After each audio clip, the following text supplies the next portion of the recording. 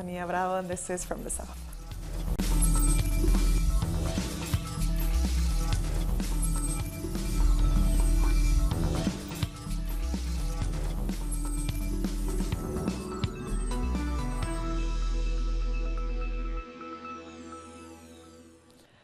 The 11th of September marks the 45th anniversary of the 1973 coup in Chile that left then-President Salvador Allende dead and ushered in the 17-year dictatorship of General Augusto Pinochet. Nearly 3,200 people died or disappeared in political violence during the 1973-1990 dictatorship. The vast majority were by Pinochet's forces and by his infamous secret police in clandestine detention centers. Another 28,000 were tortured. Every September 11, Chile awakens more silent than usual, with the feeling that no matter how much time has passed, things are still not right. Today is the anniversary of the military coup which put an end to democracy. I'm too young to give an informed opinion if the actions of that day were justified, but I believe that bombing the presidential palace is not the way to defend our nation.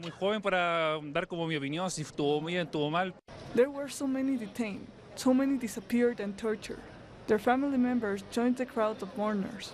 I don't have a name for it. It was painful. I would be waiting to buy bread, and members of the military would attack us. There are so many more things not worth remembering. What does today signify for you? Pain. My dad was taken to the National Stadium, where so many people were killed. Was your dad one of the many disappeared? Yes, I still don't know where he is. This is why memory matters, reconstructing the events of that day over and over again. Projects like Timeless Pictures represent this idea by merging historical pictures with current image. Many initiatives are defying indifference and impunity traits, words that are becoming more frequent following the recent freeing of members of the Pinochet administration accused of murder and torture.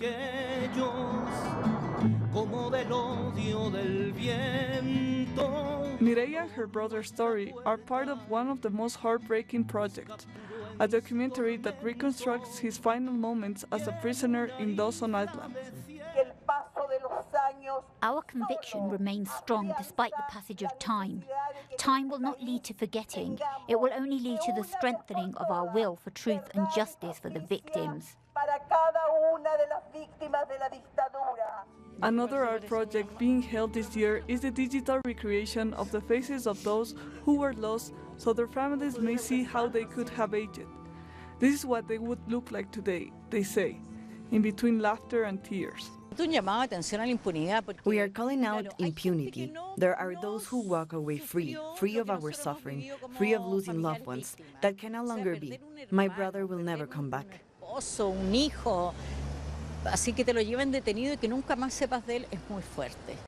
Projects like this not only reveal the link families have with their lost loved ones, but the link a nation has with its past. And dozens of demonstrators have also commemorated the anniversary in London. They protested outside the Chilean embassy. Many of the protesters were political prisoners under the dictatorship of Pinochet in Chile. They protested with messages embroidered into patchworks, which they prepared themselves. They also displayed the list of people who disappeared during the dark days of dictatorship. I'm a former political prisoner of Pinochet's dictatorship. We are here with various Chileans that also arrived during my times who now have kids, and we are demanding the Chilean government to deliver justice for the victims who were assassinated and many just disappeared. I want to send a message to President Sebastián Piñera. I want to ask him to respect the international legislation. Why am I saying this? Well, because since Piñera became president, his government has freed various assassins that have committed grave crimes against humanity. We cannot allow that. The reason we're here today outside the Chilean embassy, 45 years after the coup, is because even though we have democracy today in Chile, we've not had justice. We still have 3,000 people disappeared whose loved ones do not know where they are, how they were killed, have no gravestone to go and visit, to put flowers down. And for us it's very important that their memories aren't forgotten, that they're not lost.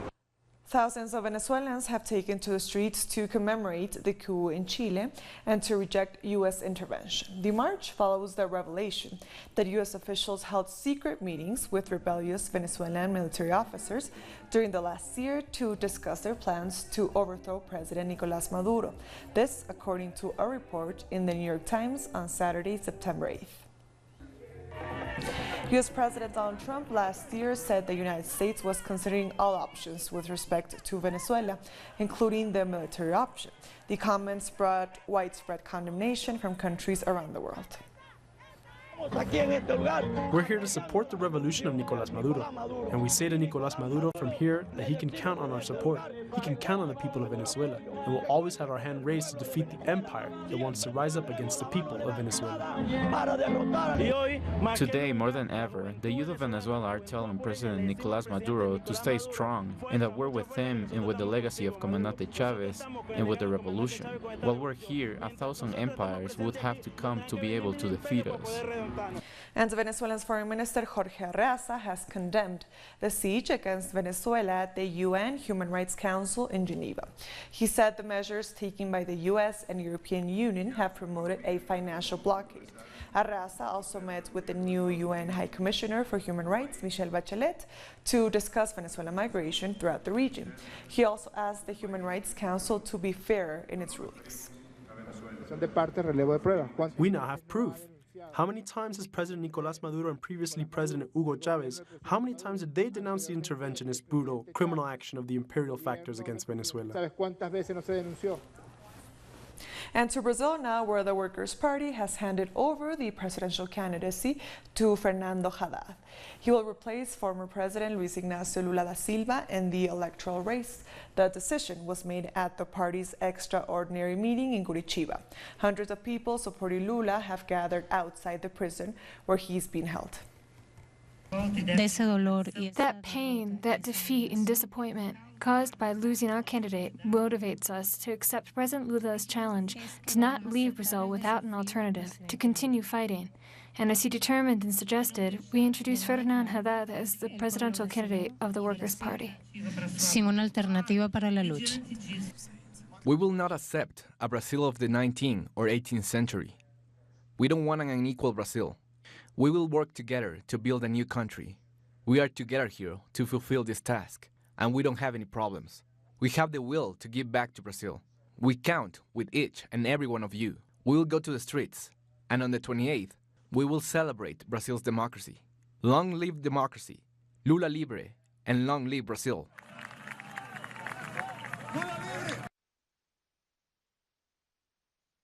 Our correspondent in Brazil, Andre Veira, has more.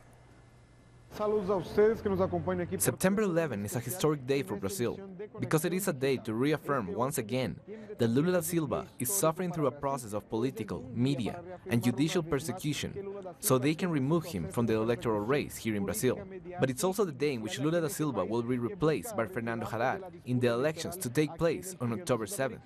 Social movements are intensifying their struggle to reaffirm Lula's innocence, but also in support of Fernando Haddad, that they say will be the legitimate representative of Lula da Silva in these coming elections. They are also calling for return to democracy after the coup in 2016. Thank you, Andre, for your report. And meanwhile, hundreds of people in Sao Paulo have taken part in an event in defense of science at technology universities. They're also asking for Lula to be freed. During the military dictatorship of 1964, the Pontifical Catholic University of Sao Paulo gave shelter to professors and intellectuals who had to flee military persecution. The Tucarena Theater was the setting for two elections that sought to combat the regime and suffered through two different fires that left their mark on the walls. This was the scene of a historical meeting between members of the Workers' Party. This act is taking place without presence of the most important president in Brazil's history. Today, Lula's grandson, Tiago, is taking the place that was kept for our leader. Nonetheless, today we are here to defend education, culture, justice for Lula and for all Brazilians. He still leads all the polls. He's still our candidate. Activists continue to call for Lula's freedom. Calls for him to be allowed to run have been reinforced by the announcement from the UN's Human Rights Council, which said a Lula presidential bid is not optional. E o povo brasileiro The sovereignty of the Brazilian people is being stolen. We are not allowed to vote for our candidate. We are very worried about the way forward. We feel anxious. We are not only fighting for democracy, but also for our own future. Fernando Haddad had an important role in improving education for the people. He gave children a chance, despite widespread inequality. Opportunities only exist if there's quality public education, from preschool until university. In the latest polls, Fernando Haddad is tied with Ciro Gomez, Marina Silva, and Geraldo Acmin.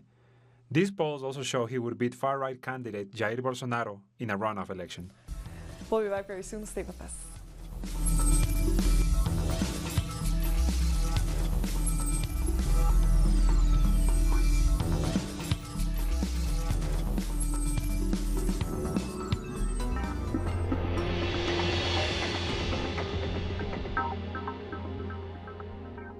We are present at every event where our nations are staring.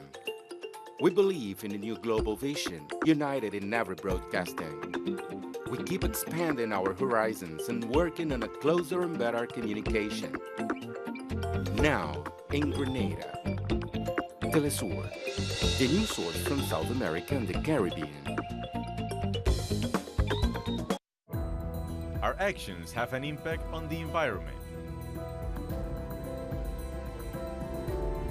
It's our responsibility to change for the sake of our planet. Let's be part of this transition.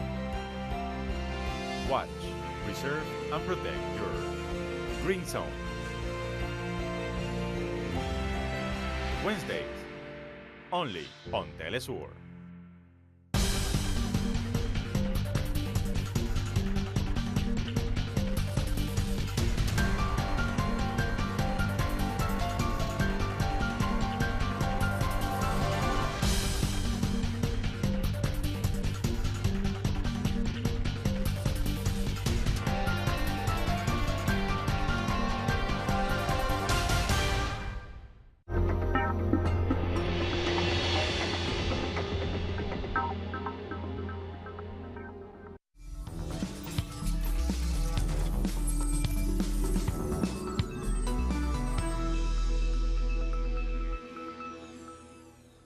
Welcome back. A state of emergency has been declared in 2 of Honduras's southern provinces due to drought.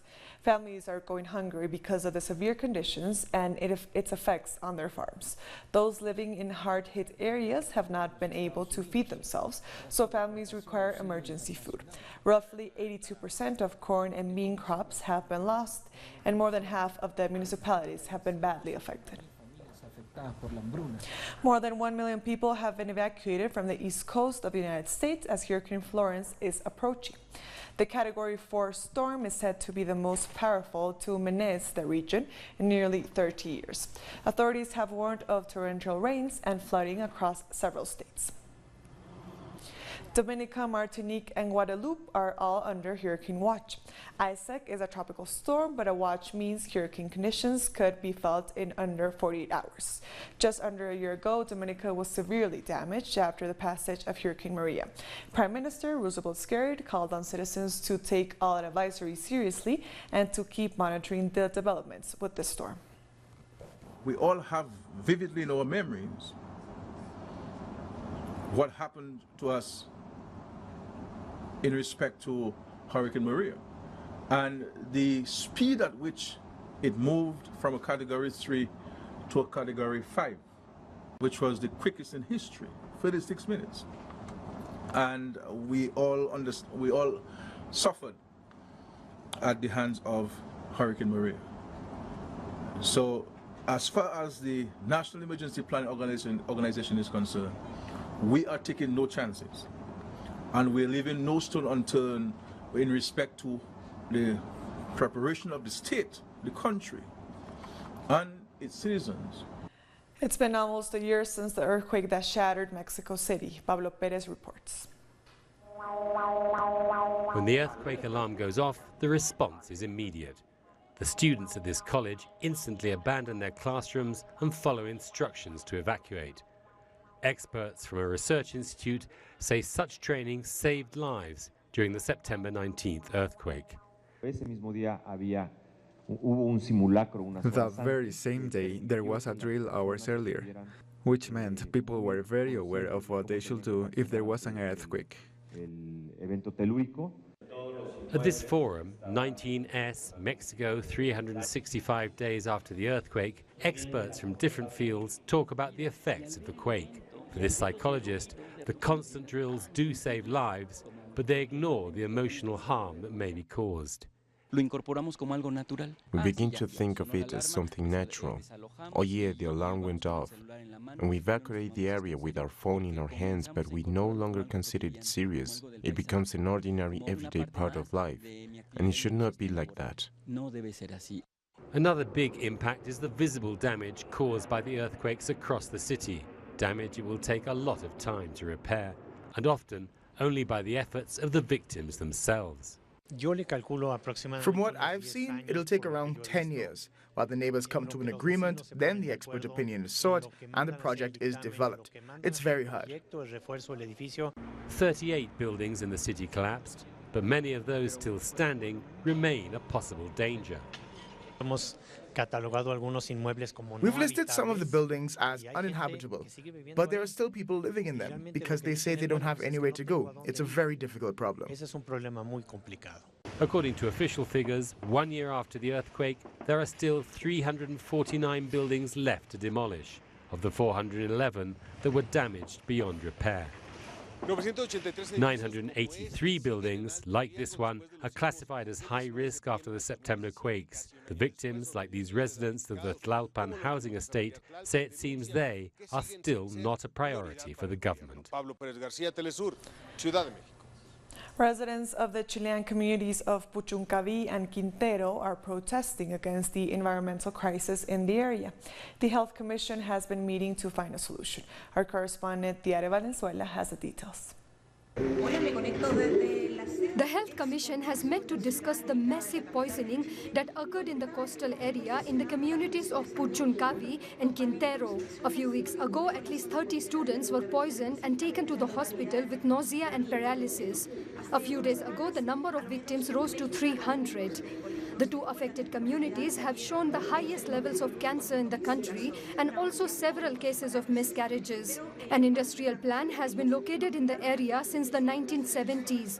Residents in the affected area have protested and asked the government to guarantee for the safety of their life. Thank you, Tiare. And workers in Costa Rica are continuing with their week of protest.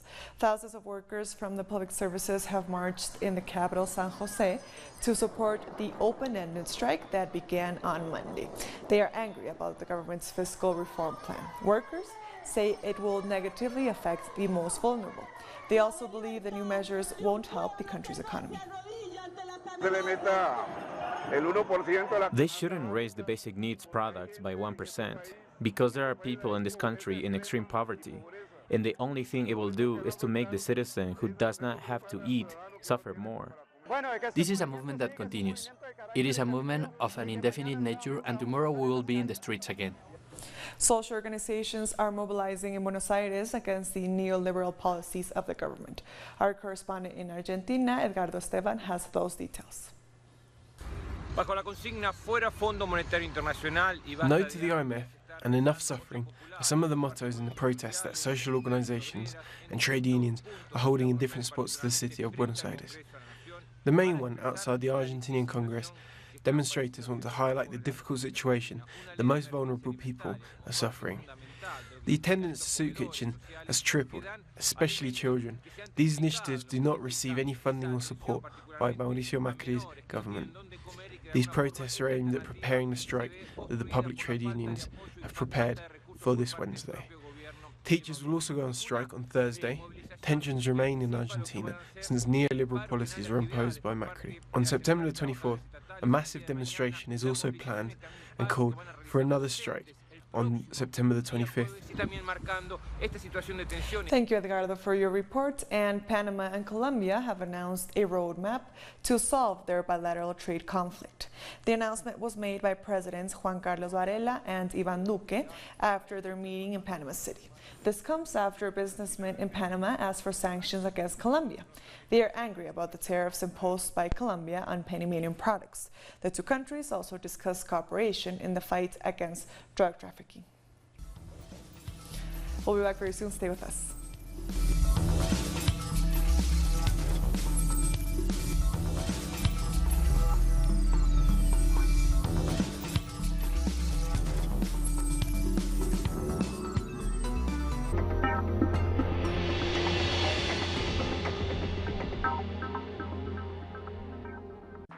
Telesur brings you special interviews with social and political personalities. Monday, from Washington. Tuesday, from Mexico. Wednesday, from Caracas. Thursday, from Quito. Friday, from Havana. Analysis about our continent's reality. Weekdays, only on Telesur. The Pakistani journalist Tariq Ali examines the mass media influence promoted by imperialism. Get access to the analysis of the socio-economic and political life of the whole South America on our screen and platform in English. A critical place committed to the truth to determine the major events that transform the world today. Mondays, only on Telesur.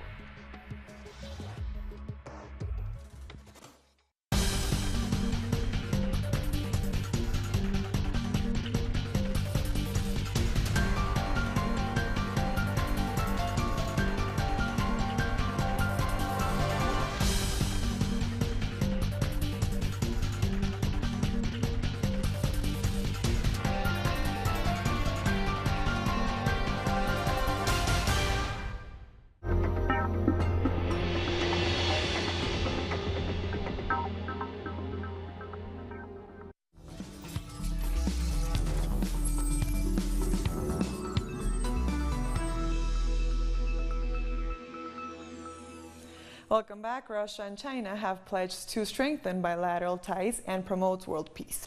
China's President Xi Jinping held talks with Russian leader Vladimir Putin on Tuesday.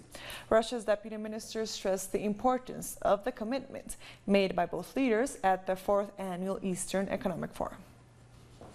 Both China and Russia need Vladivostok to function as a platform to communicate, make decisions and sign agreements, and the exchanges between the leaders of the two nations during the forum are especially meaningful. So I think the forum is very important as for both the economic and political aspects. Venezuela's Vice President Delcy Rodriguez is optimistic about the benefits of the cooperation with China. She's in the country to meet different officials and boost new collaboration projects between the two nations. This meeting was aimed at expanding cooperation, reinforcing projects, and planning new ones, according to the instructions President Maduro gave us. So this is a way for the Venezuelan people to reach welfare. Cooperation with China will benefit both peoples. For the first time in 20 years, Ethiopia and Eritrea have reopened their border. It is believed that free movement across the border will boost trade between the neighbors. Thousands of people and officials from both sides gathered to celebrate the opening ceremony in Zambaliza in Ethiopia. The two countries began hostile relations after the 1998-2000 war over border demarcation that left over 80,000 people dead. In July, the leaders of both sides signed a peace agreement restoring ties and have made significant progress since then. Catalonia's pro-independence movement has rallied in Barcelona. Around 1 million people have demonstrated for the region's National Day. They also call for the release of imprisoned Catalan leaders who they call political prisoners. A suicide bombing in Afghanistan has killed dozens of people. More on this and other stories from around the world.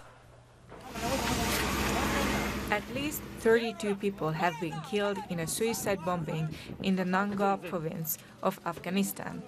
The attack targeted a large crowd gathered to protest against a police commander. The region has been a stronghold of Islamic State militants and has suffered several deadly strikes this year. There was no immediate claim of responsibility for the attack, although the Taliban issued a statement denying involvement. There was a huge blast and it killed and wounded many people. I have taken one of my friends to this hospital for treatment, but I don't know about the exact number of people who were killed and wounded. More than 100 people have reportedly died in a shipwreck off the Libyan coast last week, according to the human rights group Doctors Without Borders. The Libyan Coast Guard recovered 276 survivors and brought them to the port city of Homs. Only 2 bodies were reportedly recovered. The majority of victims are from African nations like Sudan, Mali, and Egypt. Police have used tear gas and stun grenades against students protesting education fee increases in Ivory Coast. The incident occurred outside the Houphouët-Boigny University in the country's economic capital, Abidjan. Zimbabwe has declared a cholera emergency in Harare after 20 people died from the disease in the capital. The health minister says at least 2,000 people were infected by drinking contaminated water. And with that story, we've come to the end of this news brief. These and other stories, as always, you can find them on our website at telesurtv.net/English. And also join us on social media, on Facebook, on Twitter, and on Instagram. For Telesur English, I am Estefania Bravo. Thank you for watching.